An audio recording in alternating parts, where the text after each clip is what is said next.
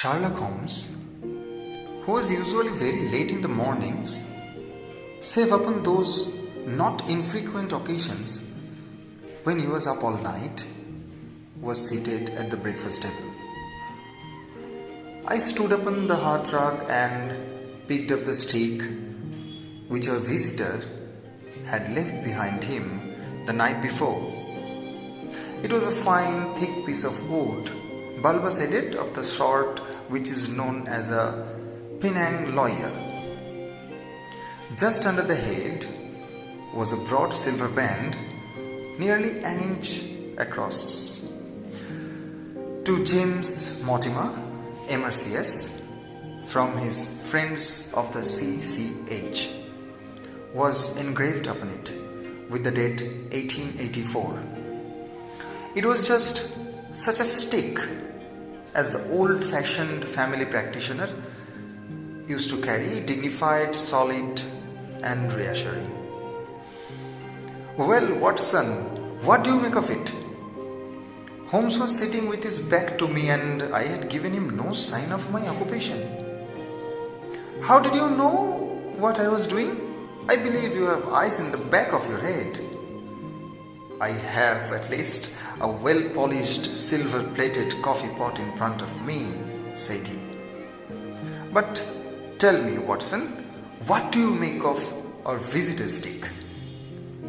Since we have been so unfortunate as to miss him and have no notion of his errand, this accidental souvenir becomes so important. Let me hear you reconstruct the man by an examination of it."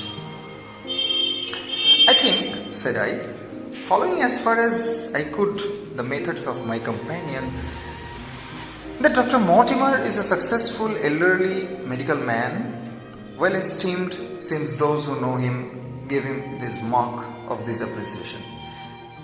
"Good," said Holmes. "Excellent. I think also the probability is in favor of his being a country practitioner who does a great deal of his visiting on foot." "Why so?" "Because this stick, though originally a very handsome one, has been so knocked about that I can hardly imagine a town practitioner carrying it, and the thick iron ferrule is worn down, so it is evident that he has done a great amount of working with it." "Perfectly sound," said Holmes. "And then again, there is the friends of the CCH. I should guess that to be the sometimes hunt, the local hunt to whose members he has possibly given some surgical assistance, and which has made him a small presentation in return." "Really, Watson, you excel yourself," said Holmes, pushing back his chair and lighting a cigarette. "I am bound to say that in all the accounts which you have been so good as to give of my own small achievements, you have habitually underrated your own abilities. It may be that you are not yourself luminous, but you are a conductor of light.